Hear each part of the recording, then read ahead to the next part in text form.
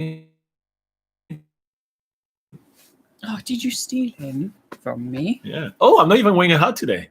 I just noticed. Oh, so you're actually feeling okay with that. Cool. Hey guys, welcome to another session from NZ. Let's get started again. Hey guys, welcome to another live session from NZ Pocket Guide.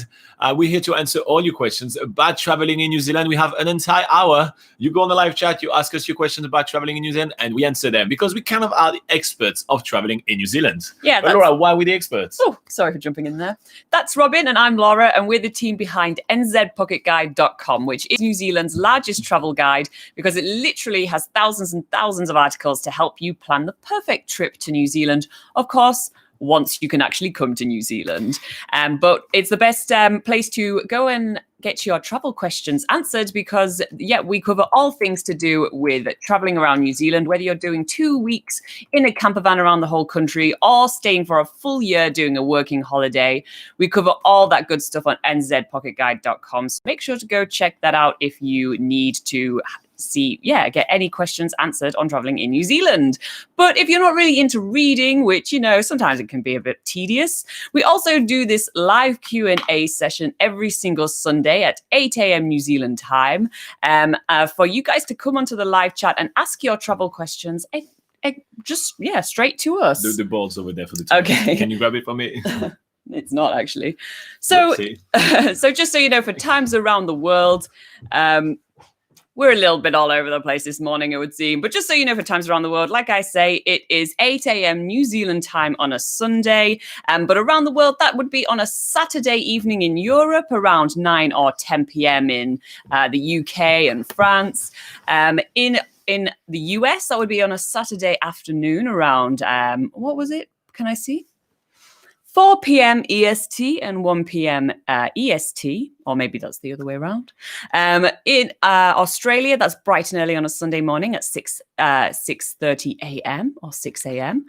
And in India, that is at 1:30 a.m. on a Sunday morning as well. But the best place to go and see what the time is for your time zone is in the link in the description. We have a link for when our next live sessions are coming up in the time zone that applies to you.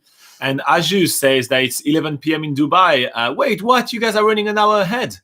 I think it may have been like a different time zone or like a time change or something, because in New Zealand, it is still just 8 a.m. on a Sunday. So that's why I have a link in the description of the video where you can click and it will tell you what time it will be in your side of the world, because time it changes all the time. And so I used to put them at the end of every video. But then people keep on telling me like, oh, those times are wrong. What time? It really depends on what time you're watching it, what time of the year. So there is a link. It's a website called Oamaru, and you can create an event, and it gives any time in the world what it is. Yeah, so Anthony Constock's actually saying that in the US now, because we know that he's from the US, it's 3 p.m. on a Saturday. So yeah, see, you know what? I'm going to change that. I think the clocks must have changed now. So 3 p.m. on a Saturday and 12 p.m. PST. I'll do that. Right. Yeah, that's on the list there. All right. So as usual, guys, we are going to be reading every single question, every comments. So don't worry if you just say hi or anything like that. We're always going to read it. And we'll get started with the first one over there. What does Umu Hosa say? Yeah, so Umu Hosa Nadine says, hello, my friends. I need to know about what time New Zealand will open the borders to visitors who have partners there. Thank you. So we do have videos already up about the current status of the borders. So if you check onto our channel at the moment, you'll see lots of videos sort of covering that sort of thing. But basically, in short, the borders are still closed to international travelers coming to New Zealand. The only people that can return to New Zealand without having to go through a very complicated visa process and being, only very select sort of people can sort of come to New Zealand. But basically, if you're a resident of New Zealand or a citizen of New Zealand, you can return to New Zealand. But otherwise, the borders are pretty much close to everyone else. And this question will come up again, within this hour. So we'll keep on giving you some extra information. So stick around and we'll keep on giving you some information as it goes. Catherine Hegarty says, why has the time changed? Usually in the States, Eastern time is 4 p.m. Catherine, I'm sorry. It looks like there's been some time changes around the world. It is just 8 a.m. in New Zealand. Did we get everything? I think it's correct time in New Zealand. I think time has changed around the world. And is it saying on your phone that your phone's connected to the internet right now? Also, is a computer? No, it's 8. It's good. Okay. Anthony Comstock says Morena from California, USA. So if you guys don't know, Morena means good morning in Maori, which is the local English language. Aju, I already read your comment about Dubai. Martina, hey, thank you for joining us another week, Martina. Awesome. She says hi from northern Germany. Awesome. Prabhakaran says, may I know when employee can visit New Zealand? So as Laura has just mentioned, the borders of New Zealand are currently closed due to the COVID-19 crisis. And there is so far right now, there's really no end in sight. We have released some video with our prediction on when the border will open. And the earliest kind of border opening are like March 2021 at the earliest. But to be fair, there has been some information that has been released recently, which are not looking good. The Ministry of Treasury has put their forecast as there's not going to be a border opening until 2022. That's what the Ministry of Treasury has put. But obviously, this is just their speculation as well. So there's nothing official right here. A lot of predictions are kind of going into even longer term than what we even planned. So don't plan to visit New Zealand anytime soon. There may be some relaxing of certain visas to help New Zealand get workers for very, very, very selected areas, places where you really need someone which have very specialized skills that cannot be found in New Zealand. But those are literally a handful of people, and it's not going to be widespread, and that's not going to have anything to do with like the New Zealand shortage skill list or anything like that, because due to COVID-19, the tourism industry in New Zealand has taken a really hard hit. And since it was the largest employer in New Zealand, the largest economy in New Zealand, well, the New Zealand government is trying to retrain a lot of people to take up those jobs which are usually in shortage, and kind of retrain and reskill people to get them to change industry. So there's going to be a big focus on that. So far, for when employee can visit New Zealand, I will refer you to our video with our predictions. And that's, and we will do an update after the election, because there are elections coming to New Zealand, but I will cover that a little bit later when I answer Chris's question. Anthony Comstock says 3 p.m. Thank you very much for the timing, Anthony. As you saw, I wrote it down, so you are awesome. Lucas, thank you for joining us another week. You rock. He say hi there. Is it daylight saving over there? Maybe that's why the time has changed. It actually is, yeah, Robin. It is daylight. Yeah. Okay, here so you go. It happened at 12 a.m. last night because 12 a.m. Sunday in New Zealand. Yep, there was a daylight savings change, so that's why I'm feeling a little tired today. We have to admit that did spring upon us. We didn't actually we weren't prepared for daylight savings, so now we're just realizing there was daylight savings change yesterday. Well, I think daylight 12 savings a.m. is stupid. There shouldn't be daylight savings. Why are you changing the time? And to be fair, because of your phone and computer, everything is connected. They change for you. But I just think it's just nonsense. It makes everything more complicated. It's just nonsense. Yeah, my opinion. I have a very strong political view on daylight saving. That's my 2020 political issue. Daylight saving, no more. I wonder what the benefits of daylight savings are. Well, actually, someone's asking on the live chat. Aju right now is saying, I just don't understand how NZ had a time change. What's the science behind it? I have no idea, Aju. I really don't know. I do not understand what would be the I think that it's not exactly a science behind it, but I think because obviously with them, obviously like with the position where we are in the world being quite like low in the southern hemisphere, and it's the same in the northern hemisphere. If there's like countries that are quite high up on the northern hemisphere, has daylight savings. I know. Oh, it's kind of in the middle. I mean, compared to countries that are closer to the equator, there's not really much in terms of the length of day changing throughout the seasons, but where New Zealand is, the day length in winter compared to summer is very different. And I think they do the daylight savings just because in winter we have much shorter days, and they want to like change the days so it fits in with people's work day a little bit better. If they're waking up at like I don't know, 7 a.m. and it's like still super pitch black and stuff, and they don't see any daylight till several hours later. They just shift the hour ahead so that people are actually getting, spending their days in their actual times in the daylight. I will vote for the candidate that will abolish daylight saving. That's just my personal opinion. It is a little bit of it's a little bit inconvenient, really, but I think it was made to be convenient to people. All right. Oh, thanks for sharing, Laura. Yeah. All right. So, Lucas was mentioning daylight saving. So, Ahmed says, Morena, is it right New Zealand immigration will update long-term short job list? Yes. So, New Zealand immigration will probably update that quite soon-ish. Basically, when they know when the border will reopen, they probably will reassess the New Zealand work pool and then re-update that. And there is probably going to be a lot of changes on that. So don't plan too much on what the current list is, just because I feel like New Zealand is going to retrain a lot of current people in New Zealand which have lost their job due to COVID-19 into taking up those jobs rather than taking people from overseas. So there is going to be a lot of changes happening. Chris Packard says, when can American travel to New Zealand again, and what can I do to get on a priority list?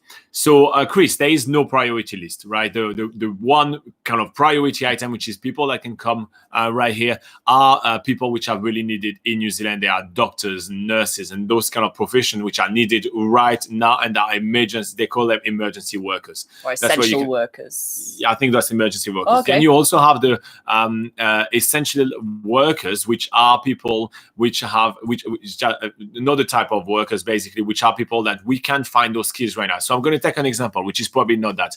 But let's say you have some people which have high skills, are doing deep sea welding, and there is need for deep sea welders in New Zealand, and you can't find those in New Zealand. It takes years to practice and to learn that. Then at that point, those employers can apply for Immigration New Zealand to help them get one person that they have found come into New Zealand a bit more in a priority. But that's literally where we are at right now. As per when you can visit, I've already mentioned quite a few reasons and why it's going to be quite far away. But we do have a video with predictions. And the other thing that you need to keep in mind is that in 2 weeks only, we have a national election in New Zealand, and we're going to elect a new government. If we keep the current government, the current policy is probably going to stay in place because it has proven successful for them. But if we get another government, we may go in a completely different way. But the only thing that we can be doing right now is to talk about what the current situation is and what the current policy is. And if that stays, we know what it is. I feel like it's really gradually open the border throughout 2021. And our prediction for USA, I think, is around March or April at the earliest. So March or April 2021 at the earliest. But I don't think that it's going to be even that earlier. Because we have seen a few chapters and everything, a lot of dates have been kind of pushed back and everything. Even Australia, for example, which was planned to be opening, between September and October this year, and now it's been pushed to at least 2021. So, if we're not opening to Australia, there's no way we're opening to the US at the moment. So it's just, with the current ties with different countries and everything, it's just not happening. We're not even opening to the Cook Island, which has 0 cases, which is kind of almost part of New Zealand. It's like the ties are that close. It's obviously a different country, but the ties are that close. So it's not happening anytime soon for countries like the US, which, from what we see, right, I cannot talk about what it is on the ground, but from what we can see, doesn't have anything under control and has thousands of cases every day. And the New Zealand government takes a strong approach of like 0 cases, and that's the whole story here. So, Chris, so far I don't think there's a way to get on a priority list, and I encourage you to watch our latest prediction video. We go for about 20 minutes. We talk about all the background, kind of like why we think this and why we think that. We try to give you as much information as possible in order to kind of make you understand why we make those predictions.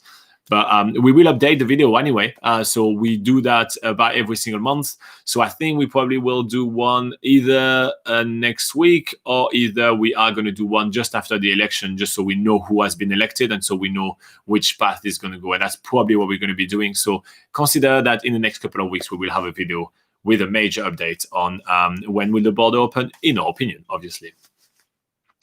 Yeah, so Anthony confirmed that the time has changed in New Zealand. So yeah, we're very sad about that. The time change you and explained to Andrew. Yeah.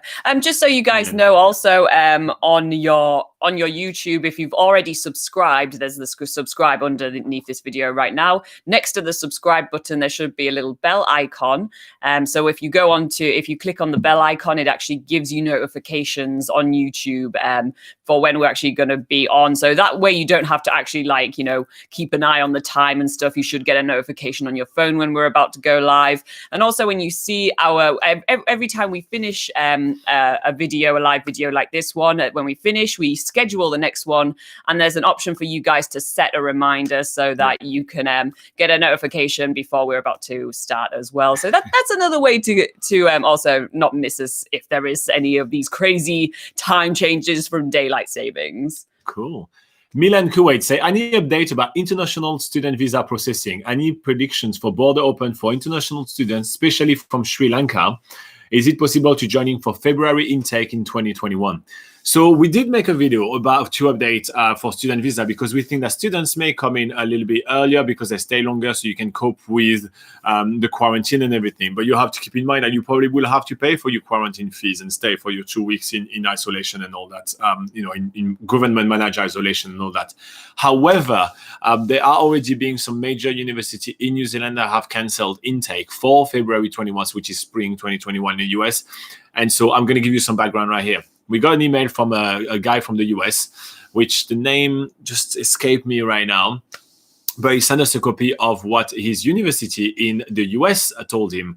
And I think that was the University of Austin. And they said that the New Zealand University have cancelled the intake for February for them. And so for this reason, he was not coming to New Zealand. He was asking if he had any other options, or when do we think there's going to be some other kind of opening. So right now there has been nothing official, but some of the universities have already cancelled international student intake for February 2021. So if I can give you a tip, Milan, do not pay anyone to come and study in New Zealand in February 2021. Do not pay any fees. Just wait until you know for a fact and it has been officially announced when you will be able to come to New Zealand. And that's really a message that I want to put forward to anyone. We get so many questions from students. Guys, do not pay any placing fees, any agent fees, any school fees.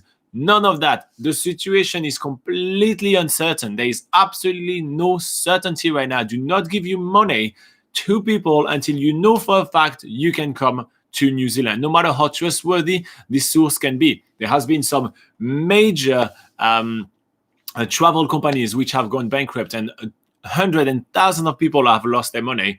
And do not give your money to anyone right now. This is just not the time to actually plan a trip. It's a time to plan a trip. You can plan it on paper, but it's not the time to book a trip or to book any services or anything like that in New Zealand just yet. If you're in New Zealand and you're watching this video, if you're local or if you just got stranded in New Zealand and you want to explore, go ahead, enjoy yourself.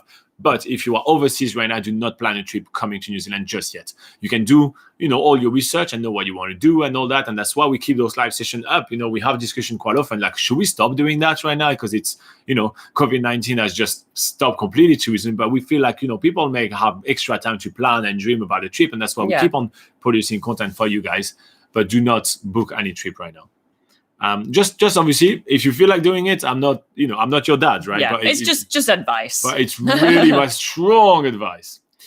Okay, Aju says thank you to Laura for the info because he just lives under the equator. Yeah. Kasim says thank you so much. You're very welcome, Kasim. Thank you for joining us.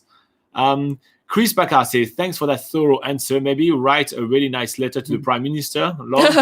Well, you don't even know who the Prime Minister is going to be in 2 weeks. So that's the thing. There is so much uncertainty. You don't even know who's going to be the Prime Minister.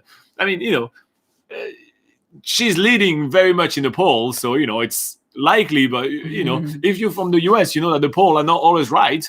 So, there is that much uncertainty. So you can't even bank on that, Chris. So I think that, take the time to kind of enjoy what we put on the channel and plan your trip. And then when you can pull the trigger, then go ahead and do that. But just, wait and see. That's going to be the approach for now, I think. Great job clearing up the time change. Great to see change of clothes to haha. Oh, Lucas, so notice that we changed clothes. Yeah. There's only two outfits I wear for these videos. This one and my blue hoodie. So yeah, and a military haircut. Yeah, so that's Laura's style haircut. So actually, something quite funny. So in New Zealand, we had a lockdown, and that ended up like over a month ago, right? So that's been quite a while ago. But during the lockdown, a lot of people ended up not getting haircuts, and so now all the hairdressers around where we live are all fully booked for like months. So you can't get a hairdresser appointment. So for this reason, Laura got a shaver and just shaved my head. Anyway, that's a tidbit of life in New Zealand right now. I'm trying to improve, but yeah, it's quite hard to do haircuts. Anyway, it's just tidbit of New Zealand. Let's go back to talking about travel in New Zealand. We're not here to talk about my haircut, but yeah, that was just that was just a tidbit that we're having a hard time finding a hairdresser right now.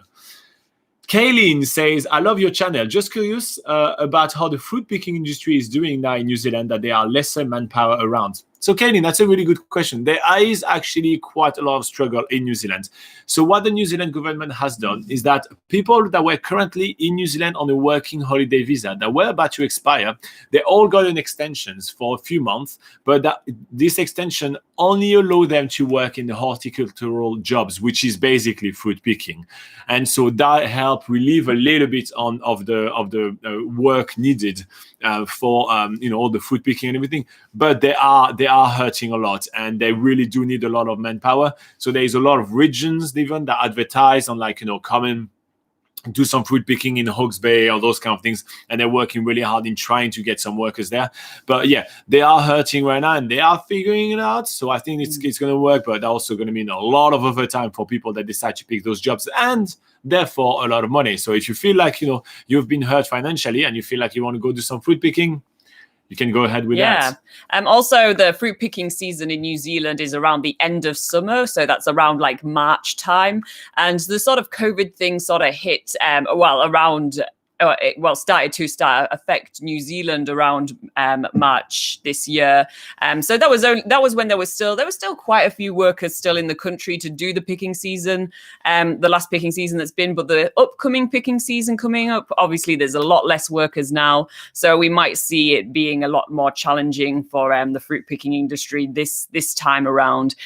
But yeah, right now it's still spring in New Zealand, so it's not currently the picking season right now. So, I'll let you read the next two comments from MB. From MB. MB says, the haircut looks good, Laura. Oh, good. I'm glad you think so. I actually don't think it looks that great, but it is a bit militaristic. So, and then he says, Robin is handsome. He can pull off the shaved head look. I don't want to be reading that. I just like when you say it. It sounds better when someone else says it. Anyway, so AJ says, thanks, guys. I keep watching your videos. Excellent. This is AJ from India. I am planning to do my post-graduation from New Zealand. Do you think the February 2021 New Zealand will be open for overseas students? Rewind the video 2 minutes, where I just had a big chat with Milan about that. But in short, we think it's kind of a 50-50 right now. So do not give your money to anyone. Just wait until there is an official announcement in order to enroll for an intake in New Zealand, because it's not likely. And also start saving up a lot of extra money, because if students are allowed to come to New Zealand, then they will have to go to the quarantine, which is 14 days in government managed facility, and that's about $3,100 fee for this isolation. So you need to have extra cash on hand to be able to pay for that. I mean, not cash, but extra money to pay for that. Sandesh says, do immigration take interview for international visas in 2021 intake? No, Immigration New Zealand is currently working on visas for people which are currently in New Zealand and their visa is about to expire, as the working holiday visa that I just mentioned. So no, not for right now. Aju says, will you guys do a fruit picking? Will you guys go for fruit picking this coming season? We actually don't live very close to any fruit picking regions where we are right now. The closest place we'd have to drive about 2 hours away, but we have done some fruit picking in New Zealand before, which we have got a video of on our channel. So if you want to actually have a look at what that looks like and also see what it's like to work in a packing house for kiwi fruit, go onto our channel now and search fruit picking or kiwi fruit, and you'll be able able to find some videos there. But yeah, it would be quite kind of cool to go and do that, knowing that they do need extra workers right now. But yeah, we are about 2 hours away from the nearest sort of fruit sort of growing region, so probably wouldn't make too much sense to go. Okay. Lucas says, what a coincidence. I'm about to be conscripted into the military over here on Tuesday. So I'm shaving my head too. Also, that means this should be my last appearance on your live stream. Oh, no. How long are you conscripted? Conscripted. Yeah, this one. How long are you conscripted for? It's something which is quite foreign. So we don't have conscriptions in New Zealand. And I'm originally from France, and we didn't have conscription over there when I was growing up either. I don't think you have conscription in the US. And also you're a girl. Usually girls don't get conscripted for whatever reason. So yeah, tell us about conscription. I'm interested. Anyway, it's a travel channel here. Let's go back to that. Kaylin says, I'm sure it affects the whole picking and planting cycle all year round. It will affect the full supply for the whole world. Yes, it will. It definitely is going to affect the whole cycle of the food production in New Zealand for sure. And that's why we see so much, like on nzpocketguide.com, which is the largest travel guide to New Zealand. We also actually offer free job listings for all employers that want to hire, people which are just coming to here and do work and travel, like gap year people. And we have free job listings. So if you click on work in New Zealand and job listings, employers can list jobs. And we've seen a big increase of employers trying to get some fruit pickers there. And it's normal. And that's why we do offer that, because sometimes, you really need some help. Okay, MB says, maybe Sandesh, the government is thinking about it, but hold your money until it's official. I agree with MB. Hold your money until it's official. We have some bad people here that will steal your money. Do as the team here advise, hold your money until you hear from New Zealand officials. And I agree again, MB. Good job. AJ says, sure, I will check the video when it's up on your channel. Thanks and stay safe. You're very welcome. And Catherine Hegati is here, and she said, nice haircut. Hi from New Jersey. How are you doing, Catherine? Thank you for joining us another week.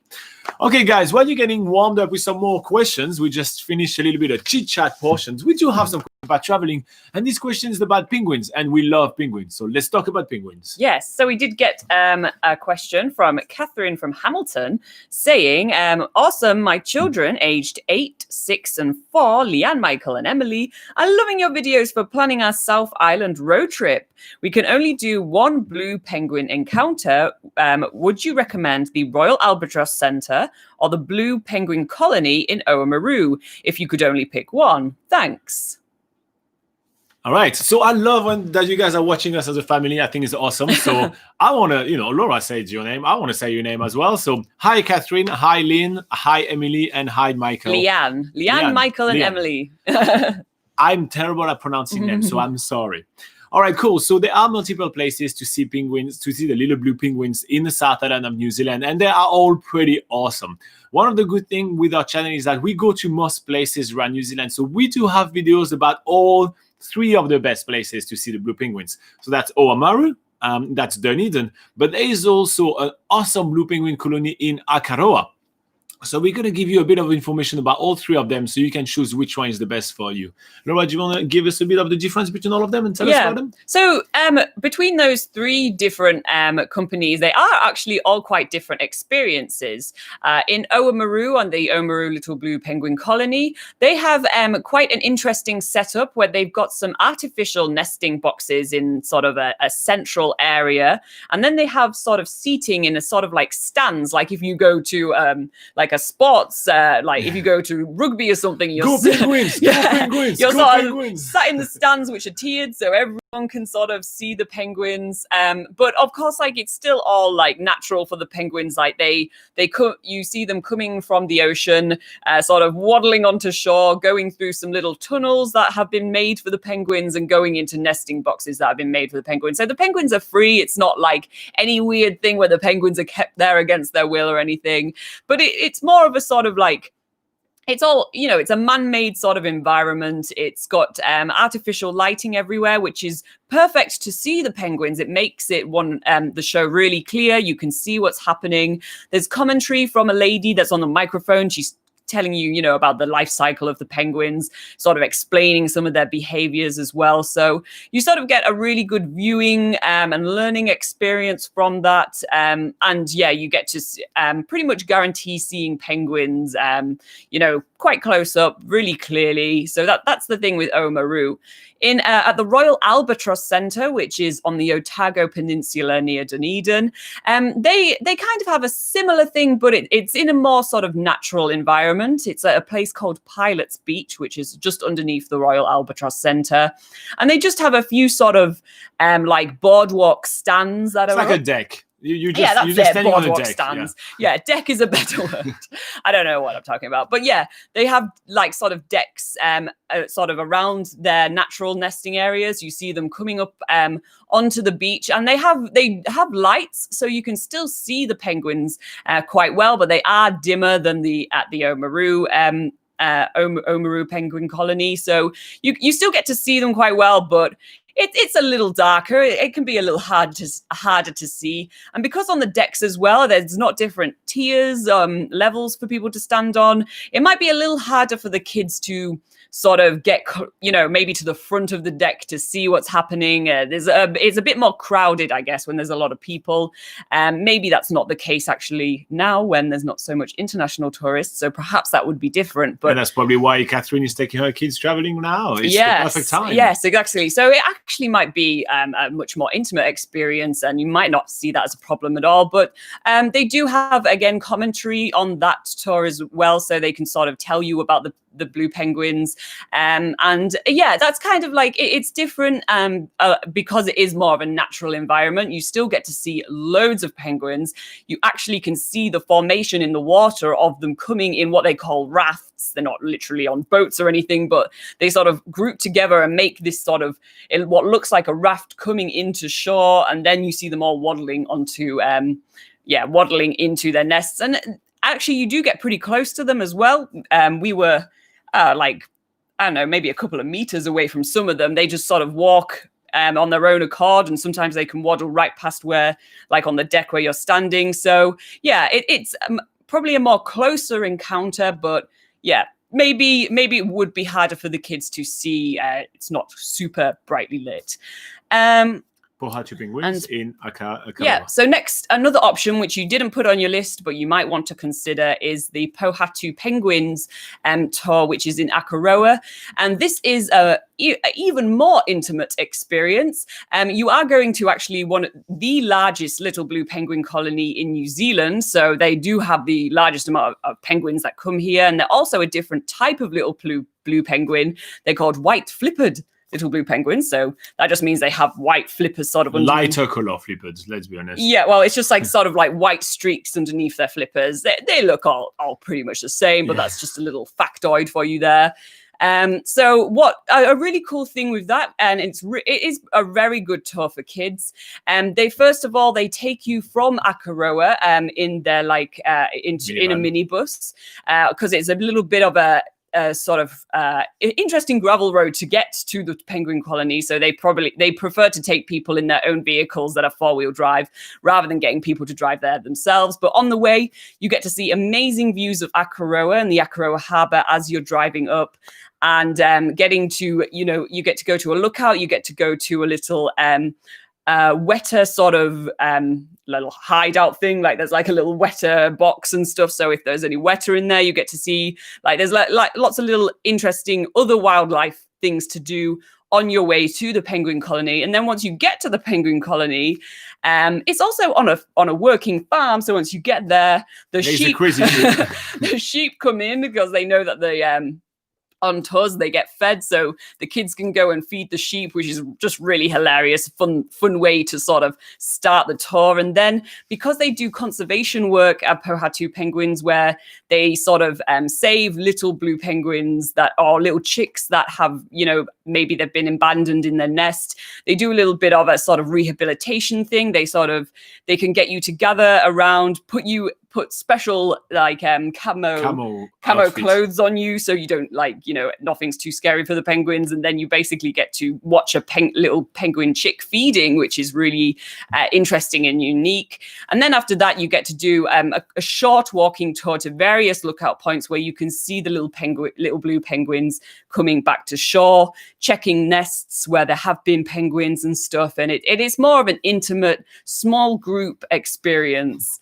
That means some funny comments. Okay, we'll get to those soon. Yeah. So the good thing about all these 3 tours is that we do have videos on this channel about them. So probably the best way to see if it would be the best for your family is to just basically go on to check out all our videos on that. So we've got the Oamaru Little Blue Penguin Colony, the Royal Albatross Centre Blue Penguin Tour, and Pohatu Penguins in Akaroa. So they're the 3 to consider. And which one do you reckon would be the best? Okay, so if you do feel like you want the easiest kind of experience with skid, I feel like the Oamaru, they have really big stand. There is decent lighting, and you'll be able, you have. I think you will have a bit of a easier kind of trip to gather 3 kids around and get them to sit and everything. If you do want something where the kids will be able to move a little bit around and try to get a better viewing and everything, you can go where there is the deck, which is in the Royal Albatross Centre. And if you want something a little bit more intimate, which is run by a family, and that you may get as close as you may, obviously, I don't know if they're going to have the cheek right now, right? But you may get as close as possible to the penguins. Then Pohatu Penguin in Akara is really good. However, Akara is quite off the track, so you have to kind of want to dedicate that much driving to it. Yeah. So that's all the options. I think probably Oamaru or the Royal Albatross are going to be you better 2 choices, and probably Oamaru because of all the lighting and all that. Now, I'm going to give you a couple of tips if you are with kids and going to check out the Little Blue Penguin colonies, just to make sure that you have the best experience ever. First up, dress warm. It usually is, get on a little bit later at night. So, and usually it's just right on the coastline. So there is quite a lot of wind, so you can get cold quite fast. So make sure that the kids are dressed warm and everything. Even if you go at, this time of the year when the weather is kind of warming up a little bit, still have the beanie and everything. I think you're going to really prefer having a beanie and be able to put it and cover the ears rather than not having it and regretting afterwards and having to leave early because someone's going to cry or anything like that. Speaking of crying, make sure that you actually chat with everybody. So Leanne, Michael, and Emily, guys, you need to know that those little blue penguins, they're really small, right? So you're very scary to them. And there's already raging waves, and there is maybe seals trying to hunt them, and they're trying to just get, after a whole day fishing, they're really tired and they're trying to go to their nest. You've got to be quiet or you're going to scare them. The quieter you are, the more penguins you're going to see. So I think it's a chat to have with the kids. And guys, if you are watching the video with Catherine, with your mom right now, I don't think you call your mom Catherine, but if you're watching your video with mom right now, just make sure that you know that when you're going to see the penguins, be quiet because they will be scared. It's like if you were to see a really big bear, you probably will be scared, right? And if the bear roars, you'll be scared as well. So don't roar. And it's be good. Another good tip is that no matter which situation you're going to be, you're still going to be a little further away from the penguins. So maybe packing binoculars will be fantastic. So like that, you kids can pass the binoculars, or you can have a pair of binoculars each, and you can actually pass the binoculars and be able to see even closer. Yeah, that would be really cool. That would make the experience even better because you get to see even closer and you don't feel like you have to run. Because, for example, if you go to the Oamaru colony, once you have your seat, you can't move around. You have to stay on your seat, right? You can't go closer and everything. Where they are the Royal Albatross Centre, you can move a little bit more around. So I feel like, maybe it'd be good. But if you are Oamaru, you can't move from your seat. So passing binoculars, you're really going to be able to see the penguin closer, and you're probably really going to love that. So packing that would be really good. And also in your bag, just pack some snacks. But if you do pack some snacks, so obviously you're going to stay there for, it can last for like an hour and a half. So it's quite long. Pack some snacks, but try to pack some snacks that is not wrapped, like not something that's going to make the noise of the wrapper, the wrappers and everything like that. Because, really the staff is going to ask you to be quiet. Like constantly, it's all about like quiet. So don't be the one that has like, those candies in foil or anything like that. Just, be aware. Like I have packed snacks, like, you literally take a Tupperware box and you put sandwiches or fruit inside. So like that, when you open the Tupperware box and you eat it's the best thing to do because it's quiet. Also, you save the planet. It's less plastic, But so think about that. That's kind of like the thing that I will keep in mind when planning that. And also, I will take the time to go on nzpocketguide.com. We have some articles about the little blue penguins. You can learn a few facts in there and maybe be able to chat about those facts to keep that entertained, because again, it is quite long. And for example, if you do the Oamaru blue penguin colony, you kind of have a certain amount of time until you can leave because the footpath passes where the penguins are. So you just can't leave.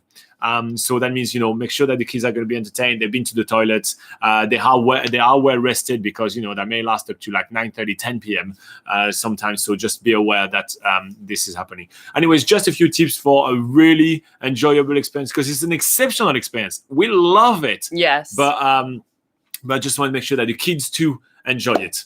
Anyway, ton more of tips on nzpocketguide.com. If you guys found this video useful, reward us by clicking the like button. It's a great free way to say thank you for all our hard work, and subscribe if you want more travel tips to New Zealand. And we're going back to live chat. Someone left a joke. Yeah, all I can't wait to see this joke. Paradis, I'm going to read everybody else, but Paradis said, why did the physician not get government funding in New Zealand? Oh, because they thought the document were doctored. I think this is the silliest dad jokes of all dad jokes. I love it. Thank you for that, Paradis. All right, where were we on all that? Have you guys seen the little blue penguins, or are you guys planning on seeing the blue penguins? By the way, when you come into New Zealand, are you doing the like Catherine? Okay, so where are we? Oh yeah, Milan says thank you so much for your well-explained answer. You're welcome, Milan. Sandish says, I had applied for New Zealand in January, but now my IELTS has been expired, so I have to give it again or not come to New Zealand. Yeah, you probably will have to pass it again. That's what I'm telling to people, not getting prepared right now until you know that you're coming. Chris says, thanks guys for doing this live chat. Put a good word in for the PM for me. We'll do our best. Hello. Fua Hang Pang, I think I said it correctly, hopefully, says you can go to Singapore. It's open for New Zealand. Oh, cool. Well, I think, yes, we can. But then coming back to New Zealand, we'll have to go through the whole quarantine thing. So I think it's around $3,000 to just go to quarantine. Stay in New Zealand for now. But yeah. But cool. That's good to know. Kaylin says, I need skydiving or bungee jumping opportunities in New Zealand. Yes, you can see them in the channel. If I have to pick one for skydiving, I will say Franz Josef Glacier because you're above the Southern Alp and beautiful glacier. Which one would you pick? For skydiving, I would choose. Oh, which one did you say? Franz Josef. Franz Josef. I'm here sitting next to you talking. I'm Robin. I would go for the Bay of Islands. On a good day, you get to land on the beach, put your toes in the sand as you come back down to earth. So That's pretty cool. And for bungee jumping, you can do it in Taupo, for example, where when you're in the middle of a beautiful canyon above the Waikato River, and you will pass through the water as well. Like they will make you touch the water, which is quite cool. I would say go for the ledge bungee in Queenstown because they wrap this bungee, well, not wrap the bungee, but they put a harness around your waist so you can freestyle off the edge of the ledge. You don't have it around your legs. But if you actually want to see what that bungee jump is like... Don't watch the video. I chicken out and it's terrible. We do have a video on this channel about us doing the ledge bungee, which I highly recommend. Not because our videos are any good or anything, but just to see what happens to Robin. Don't watch it. Anyway, it's a ledge bungee, and you can find a video on YouTube, but please don't watch it. Or if you watch it, don't put a comment mocking me. I'll do it. It's funny. Okay, so Lucas is telling us all about the conscription. I really appreciate the information, mate. I did read it while Laura was talking. I'm just not going to read it out loud because we're not here to talk about that. But thank you so much for sharing about your country. It's quite awesome to see that you guys are working that despite being a small country. Peptis Nobili says, "Hey guys, hey, thank you for joining us another week. That's cool. Thank you. Guys, make sure to hit the like button. We have 14 people watching and we have 9 likes. So if you can make it 14 and 14, that'd be awesome. Okay. Fua Hang Peng say, is the New Zealand airport opened? Yes, it is opened.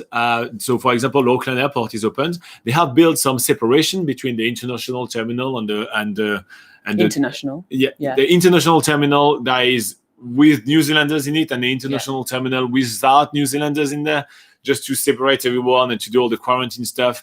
And you can, it's operational. It's just it's working at extremely small capacity since there is not that many planes. Azar says, hello dears, nice to see you guys again. How are you both? Very well. Good. Thank you for asking. It has been extremely rainy this week, so we haven't gotten a lot of outdoor time, but we're coping well with it. And they say, I just want to ask, when will your border opens? Please. You guys are looking beautiful. Okay, so thank you very much. So when will the border open? So far, there is no official announcements, but we do have a full video on this channel that you can watch, Azar. And the video is called New Zealand Border Opening Predictions. And that's the video. Watch the video, which was made in September. And you have 25 minutes of us giving you context and then our prediction. And we will update that in about 2 weeks after the New Zealand election. Because since there is going to be an election, there is probably going to be, there may be a change of policy. Catherine says, good advice, Robin, on how to be quiet and gentle around animals. I recently came back from Outer Banks, NC. Is that in the Australia? Yeah, I don't know. NC, it's New South Wales. No, NC. I don't know what NC is. A wild horse reserve Corolla on a morning hike. We came across a herd and had to be quiet. Yeah, I feel like that's like when you watch us, if you do watch the videos from New Zealand's biggest gap year, where our challenge was to do 365 days, 365 activities all around New Zealand, and we very often have a lot of footage of birds and everything.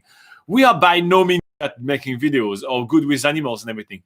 We just get quiet. And that sounds crazy because we talk to you guys for an hour and we never quiet on videos, right? But we just literally shush. And then when you walk in silence and sometimes you just stop quiet for like 10 minutes, you're going to get birds coming all over. Yeah. So when we do videos on hike and we kind of like, yeah, the hike is pretty cool, but we'd like to have a few footage of birds to show you guys like all the birds that you get to see. We literally just stop, wait for about 10 minutes. And then there is some bird that's coming quite close. And then we get to, Laura use a DSLR and she films and I have like a little GoPro and I can shoot that. And we've had some instances where we've just stopped where we are, like while we've been in the walking in the New Zealand forest and stuff. And we literally have had birds just hopping onto our feet and sort of moving away and stuff. The birds in New Zealand have evolved without sort of mammal predators on land. So they're kind of evolved to not really be too crazy scared about humans walking around. Obviously, if you are moving, they won't come near you. But if you just stay really still, some of them just come very, very close. We have some videos of little birds coming onto my shoes and everything, like just really climbing me because I was just like filming quietly. It's really awesome. Cool. And she says that NC was North Carolina. North Carolina, here you go, yeah, because she's in New Jersey, I think. Fishing Devotion says, are you French? So originally, yes, I was born in France. I've been in New Zealand for over 10 years now, but you can't shake off a French accent. It's pretty hard. But yes, good catch.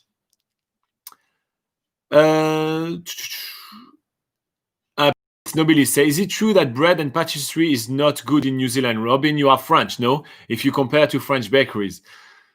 Well, if you compare to French bakery, it's a bit of a tough order since French bakery, it depends on your taste, right? Like Laura, she loves soft bread. Like I like, like French bread, like kind of like crunchy, like a baguette, something which kind of breaks and is kind of crunchy.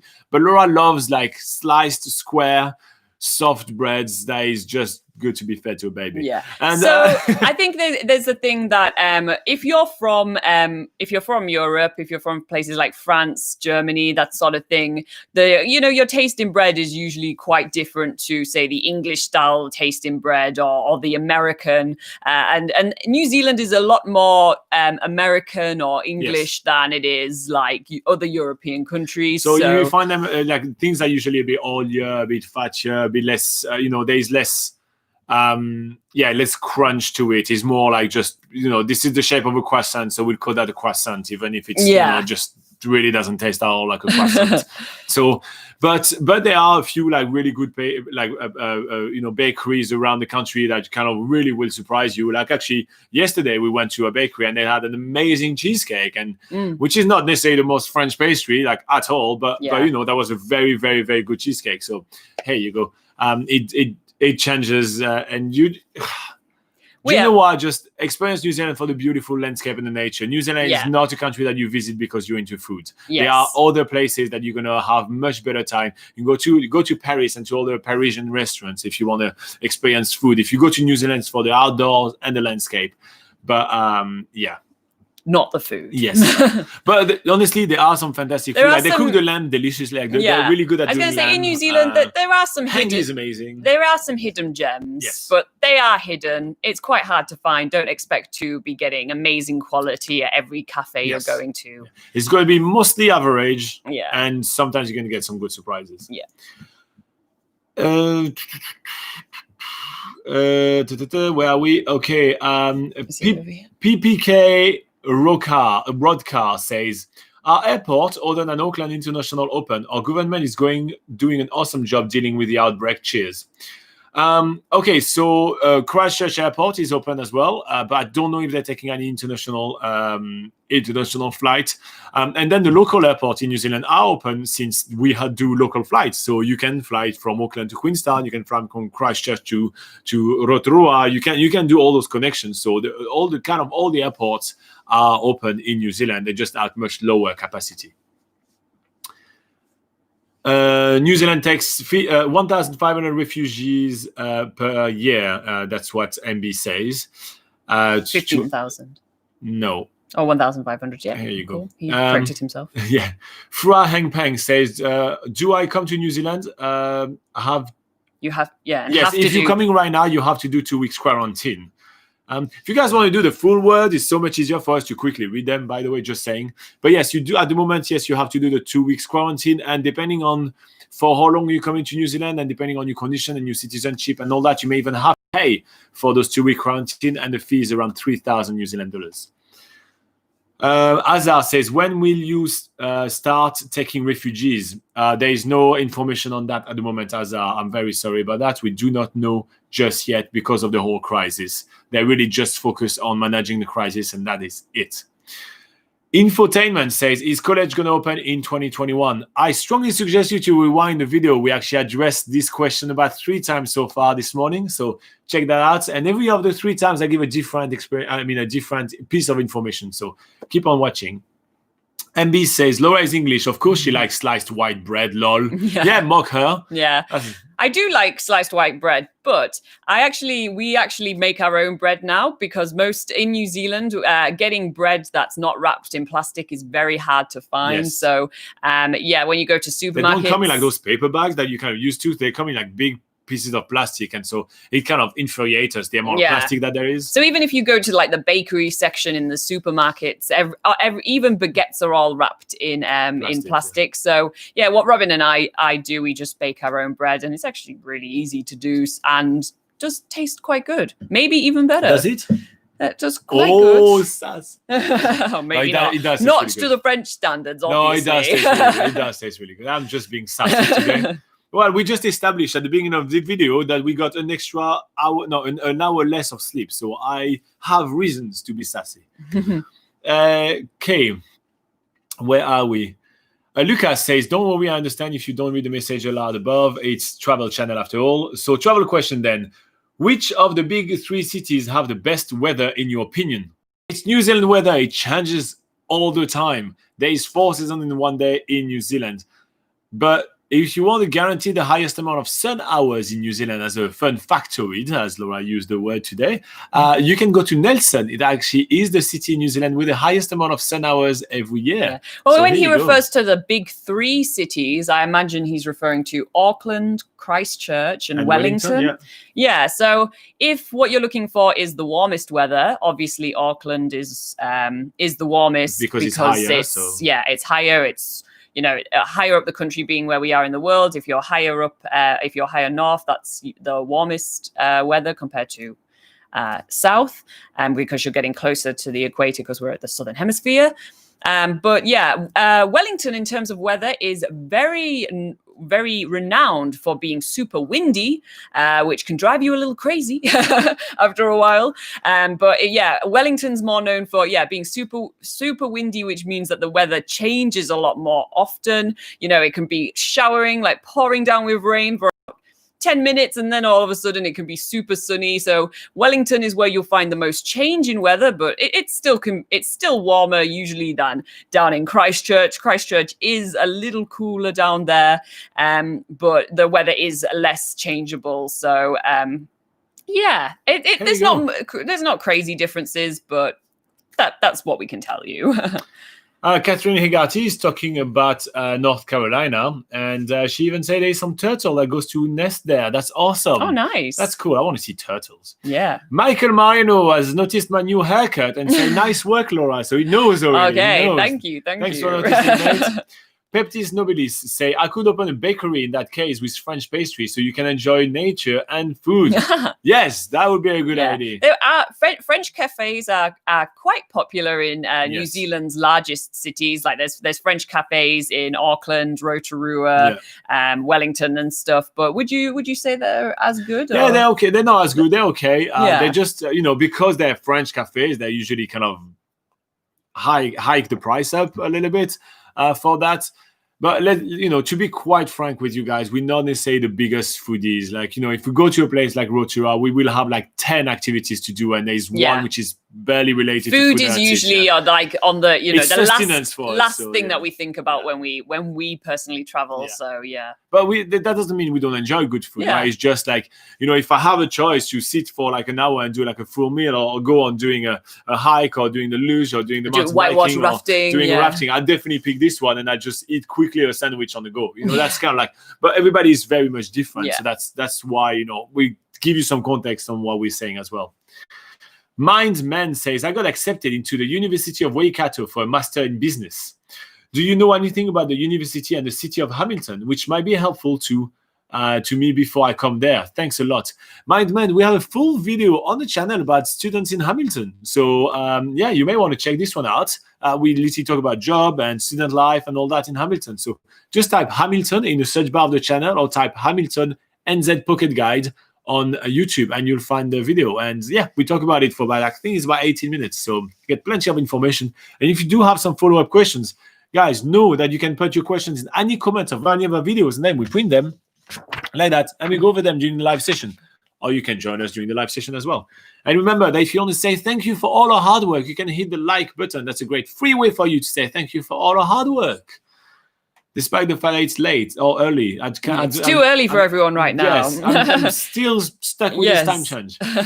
Kayleen says, what are some of your best experience for Aurora? Any difference between Northern and Southern Lights? Didn't we talk about that last week? We did, we did get a question exactly on Aurora we have a full Australis. video on the channel as well. Yes. So if you do look on YouTube, we do have, if you type Southern Lights NZ Pocket Guide in the search of YouTube, you will find plenty of videos from us sort of discussing about the Southern Lights or Aurora Australis, because we talk about the different conditions for seeing it.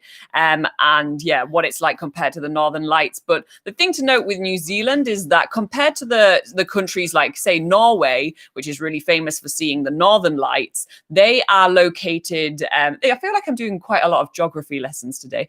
But Norway is kind of situated closer to the North Pole than what South New Zealand is located to the South Pole. So what people in New Zealand see of the Southern Lights is sort of the edges of the Southern Lights. So you sort of see green and pink hues on the horizon, compared to in Norway, because you're sort of located like closer to where the center of the Northern Lights is happening. You see more of the swirly patterns. So you don't really, or it's very rare to see the swirly patterns like in the south of New Zealand. So that's how it's a bit different. You're just seeing sort of the colors of the sky more than patterns, if that makes sense. Nice. Azar says, thanks, sir, but can you take information on next week about my case, because I'm here waiting for my next call. That one is a ticket call. Almost 1 year I am waiting for it, and I'm very mentally upset. It's not that we don't have information. It's just Immigration New Zealand is literally just focusing on people which are currently in New Zealand, and that is it. So it's not that we don't have the information. It's just the information right now does not exist. We do not know. There is no information on when will New Zealand decide to take refugees again. There is just zero information. It's not that we don't have it. It just doesn't exist. What you can do is that you can contact Immigration New Zealand and try to chat directly with them, because that's their job, and that's what we don't know. We are here. We are a travel channel here, so the information is basically what the public information they reveal. That's the information that we have, and we're here to kind of talk about traveling in New Zealand as per refugee status and everything. We just don't have the information, so I can't find information for you next week because it just doesn't exist right now for us. But what you can do is to email Immigration New Zealand and work with them through your process. Yeah. So I do understand that this could be a very stressful time at the moment.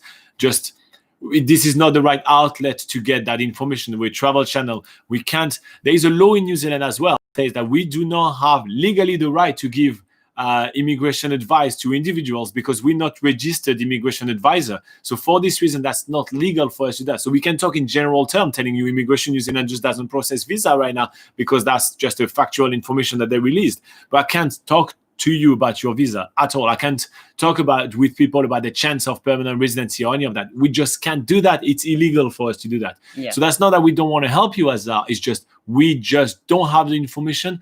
And legally, we don't have the right to even kind of try to get information on your behalf or anything like that. So I hope that you do understand why, we just don't have the information. Fuang is asking, is New Zealand restaurants and bar open? Yeah, they are all open right now. We are down to level 1 and level 2 in Auckland. So yes, they are all open. Yeah, obviously is like more sanitizing and everything, but yes, everything is open. In terms of in terms of sort of like daily life in New Zealand, it is pretty much back to normal, except for obviously the border situation. We're just not having, new tourists coming into the country. But in terms of the experience in New Zealand right now is pretty much back to normal. Yeah. Paradis was mocking the kiwi bird, so I took it with me. This is why I'm holding it. Yeah, I was wondering why you were all of a sudden cuddling up to the kiwi bird. I just reassure him because someone's being mean to it. Oh, what? Not really being mean, but was mocking it. Okay. No one mocks my kiwi bird. Cool. Kathy White says that she said, hello from Tennessee. I'm Kathy White, and I'm moving to New Zealand mid-year, hopefully in 2021. Nice, awesome. Yeah, hopefully. Fingers crossed. If I'm remembering correctly, I think Kathy is even moving with her daughter in New Zealand, if I'm correct. So hopefully I remember. I'll try to remember all of you guys because I know a lot of you guys are kind of like regular viewers. So I try to remember all of you. So awesome. MB says congratulations to Kathy, and he says kia ora as well. So kia ora is kind of Maori greeting. Frankie says, I'm coming to New Zealand for Diploma of Networking in level 5 and 6 in Tohomai in Rotorua. Then after the completion of my study, what's the scope in there and what's the chance of PR? Frankie, we legally don't have the right to talk about your chances of PR in New Zealand because we're not registered immigration advisor and we're a travel channel. So I don't even know what a diploma of networking is. I think PR is in like being, public relations? No, chances of PR, permanent residency. Oh, is it? I think like networking and public relations or something. Oh, networking. Is networking. Yeah, you see, we don't even know what it is. Exactly. We're not here to talk about study. We're here to talk about traveling in New Zealand. So if you want to ask us what to do in Rotorua while you're studying over there, if you want to spend some good time, we can tell you country, we don't talk about that. But we don't even know what a diploma of networking is. It may be IT, or it may be public relation, or it may be anything in between. Okay, PP Hair Road Car says cooler weather is better. Humidity and hot weather are always messy. Yeah, I tend to agree with that, but also it has been cold winter, so now I'm looking forward to the heat. Catherine Hegari says, great chat, guys. Must dash until next week. Take care, stay safe, and bye for now. Thank you, Catherine. Thank you so much for joining us another week. You rock. Frankie says, is there any difficulties getting part-time job in Rotorua for international students? No, there is not. We actually have a full video on the channel when we talk about part-time jobs in Rotorua for like backpackers/students. So if you want to watch that, we talk about all the kind of jobs which are available, which area of town they are available in and everything. So you may really like that video. So just type Rotorua jobs in the search bar of our channel, or you type Rotorua jobs on YouTube and then you put NZ Pocket Guide and you'll find that video. And we talk about it for about 20 minutes. Yeah. All the options. Lisa Sam says, hi, what about agronomy in New Zealand? Please, more information. What's agronomy? Is that like... Again, we're a travel channel, guys. I don't know what you guys are talking about right here. I think agronomy is something to do with food supplies and stuff. Sounds like agriculture or something. Yeah. I think it's like like harvesting and everything. Steve Changela says, brilliant show. Thank you, Steve. You rock. Thank you. Clay. Hey, Clay, how are you doing? Did you also get caught by the daylight savings? We did not realize it until about 10 minutes in the live session. He says, bloody daylight saving. Forgot all about it. Clocks in the room and lounge don't. Hi and bye. Clay, that's literally what happened to us. So we have the big clock over there that hasn't changed, and all of our other devices were correct. And then we're wondering why we're feeling so tired this morning. Yeah, we were feeling really tired. No one was here on the live. I mean, we only have like 3 people in the live chat. Yeah. And, it was kind of like, what's going on? Yeah. The Kiwi bird was like, kind of feeling sad. So, yeah. Yeah. News just in, agronomy is the science and technology of producing and using plants in agriculture for food, fuel, fiber, and land restoration. Nice. Yeah. Well, yes, we make our own food in New Zealand, but that's pretty much what we can tell you. We are a travel channel. So ask us about things to do and traveling in New Zealand. That'd be the best thing to do here. Yeah. Azar says, yes, I understood. Thank you so much. You're very welcome, Azar. We wish you the best. When we don't give you information, guys, it's not because we don't want to and we mean people. It's just because we also need to stay within the scope of what we can do here as well. Yeah, we kind of, we know like our knowledge base is very much on traveling in New Zealand. If we were to give you, advice on anything else, it probably wouldn't be great advice. Yeah, there's so much misinformation online. Yeah. So, we try to pride ourselves on this channel to tell you, talk about things that we know and give you the right information because we're the experts of traveling in New Zealand. We're not the expert of immigrating in New Zealand. We're not the expert of working in New Zealand. We're not the expert of anything else. We're expert of traveling in New Zealand. So for this reason, we try to make sure that we only tell you what we know about and we don't spread misinformation. And so that's really important to us. Yeah. Apurva says, hi, I'm planning to migrate to New Zealand. However, I wish to visit New Zealand for some time before making my move. Very smart choice. Yes. Could you please suggest how much time I should take with myself and what I should do? I would say you should take yourself between 2 weeks and 1 month all around New Zealand. And I think you should do a bit of a road trip. In order to see what kind of things to do, you can head to nzpocketguide.com. Then click on trip IDs, and then you have like a different length of time. And I think you should click on the itinerary, which is 3 weeks in New Zealand. And that kind of gives you most of the points that you should be checking out. So that you see most of the cities to see kind of the quality of life, as well as most of the outdoors to see what is the bonus of living in New Zealand. And that will give you a really good understanding on that. So it's nzpocketguide.com, then trip IDs, then you go for 3 weeks, and then you have plenty of itineraries here to give you a good understanding about what is New Zealand. That's how I will do before choosing to move into a country.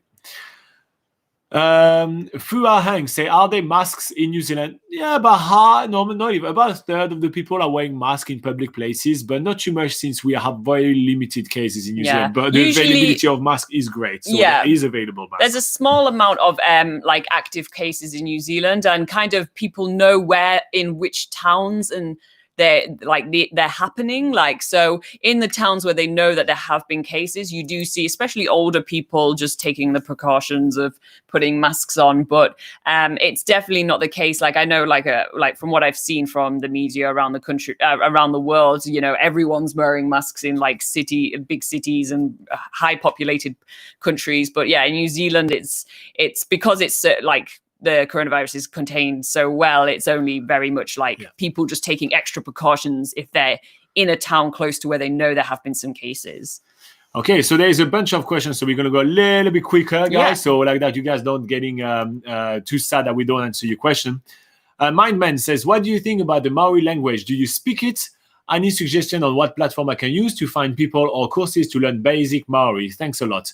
So Te Reo Maori, which is the language of the indigenous people here in New Zealand, I like it, like it's good sound to the ears. We don't speak it just because I already struggle with English, and Laura is English, and so English are, allergic to learning languages.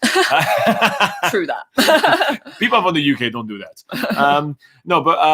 So Te Reo Maori it's a hard language to pronounce. I find it very hard to pronounce, so I only know a handful of phrases to show respect when we hang out with some of Maori friends, or when we do Maori tours, or when we hang out with some members of the tourism industry, which are Maoris.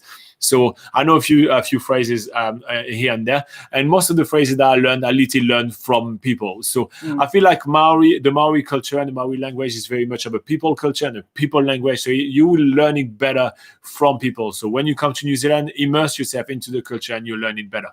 With that in mind, there are some fantastic channels on YouTube. Just type like Maori language on YouTube, and you'll find there's some really good channels where you can learn the basics and kind of be prepared for it. Maori language is actually fluently only spoken by, we read the number last time, that's only 15,000 people that speak it. Like I think it's a very small amount of people that actually speak it fluently and comfortably, but a lot, like a big portion of New Zealanders have notions of Maori language, but you will be speaking English most of your time in New Zealand. MB was saying probably about the same thing than me. Yeah, online courses, YouTube has a lot of them. Frankie says, thank you so much. Love you both from Nepal. Thank you very much, man. Love you too. Adam Glenn says, had a read on some stuff on NZ website. Very helpful, great channel. Thank you. Are you meaning nzpocketguide.com? If that's so, feel free to give us some feedback. We really like to improve the website all the time. It is the largest travel guide to New Zealand. Kaylin say, I need drone laws in New Zealand. Yes, we do have a video on the channel about it, and we do have an article on nzpocketguide.com about it. In short, as a tourist, don't bring your drone in New Zealand. You will have to pay almost every time to fly, and you have to buy the right, you have the right concession or something. You have to get concession every time you fly. So don't bring your drone to New Zealand. It's too much of a headache. Jazz Narula says, Morena, guys. Morena, Jazz, thank you for joining us. Far Hang Peng, are New Zealand Zoo open? Yes, New Zealand zoos are open at the moment. There are a few restrictions, obviously, but New Zealand zoos are open. Mindman says, your thoughts on the top 2 activities to do on the North Island and the top 2 activities on the South Island. Okay, it changes all the time because it depends on what you feel like doing. But top 2 activities for me, do you want to take the North Island or the South Island? I'll take the South Island. Okay, I'm going to get started. Top 2 activities on North Island. I think that you should go to Waitomo and do cave exploring. There are some awesome cave exploring that you can be doing. Go with Cave World or Waitomo Adventures. Those 2 companies are fantastic exploration of the caves, and you get to see glowworms and you get to explore some fantastic caves. Second thing you're going to be doing, go to the town of National Park and go hike the Tongariro Crossing. Thank you very much. Tongariro Crossing is a fantastic hike. It will take you the whole day, but you will see some forest, you will see some tussock volcanic landscape. You're going to go on top of the volcano. You're going to see Emerald Lake on top. You'll see all the surroundings. It's going to be absolutely fantastic. So that will be my top 2 for today. But you ask me tomorrow, I will tell you to go to the Enchanted Track in Taranaki because that's wonderful, and to go feed some stingray in Tutukaka near Gisborne because Tatapuri near Gisborne because that's fantastic to interact with stingray. So I'll give you my 2 first ones. Okay, so for me, I would say go to Doubtful Sound in the South Island. You've probably all heard of Milford Sound, but Doubtful Sound is really awesome. There's a lot less tourists that go there, and it's a much longer experience. You get to spend the whole day lapping up the amazing views of glacier-carved fjords. So, yeah. Amazing landscapes to check out there. For another activity, I would suggest, we just talked about the blue penguins, but maybe I'll think of something else. Go to Stewart Island, which is at the small island just off the coast of the south, just off the southern coast of the South Island. You can take a ferry there from Bluff, and over there you can then take another little ferry to Ulva Island, which is a bird sanctuary where there's a ton of birds. You can see kiwi birds. You can see weka, you can see different types of New Zealand parrots, robins, loads of different, not this robin, he has been there, but not this robin, but you can see loads of different birds there, and it feels like you're stepping into a world of back in time. It's really Jurassic. There's loads of really interesting birds. It's just amazing. Nice. But man, we do have a ton of videos where we rank some of the best activities to do, so check those one out as well. And also, if you want to head to nzpocketguide.com, so it's the largest travel guide to New Zealand. It's written by Laura and I. In each places in New Zealand, we kind of rank the best thing to do in each of the places, which are with real advice and real people that actually have done it. Approva says, how much money should I save up if I want to visit New Zealand for 2 to 3 weeks? Depending on your method of transportation and how many people you're traveling with, let's say for one couple, I will go between 8,000 to 10,000 New Zealand dollars.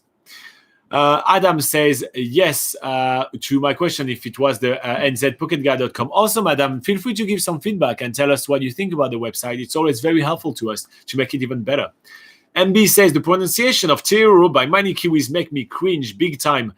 Well, you don't want to hear my pronunciation because, speaking Maori with a French accent that can't speak English, that's pretty terrible. And so this is why usually I try to stick to the bare minimum. I try to be understood, and I show respect by not butchering your language. That's usually one of my ways to do it. And he says, people from Finland, Sweden, Holland, and Germany are Maori places name pronunciation than most Kiwi, in my opinion. Oh, that's interesting. Yeah. Maybe because the language probably has similar soundings sometimes. I don't know. It's interesting. AJ says, nice haircut, bro. Looking awesome. Thank you very much. And handsome. He says handsome. Not awesome. You're looking handsome, Robin. Handsome. Okay, that's even better.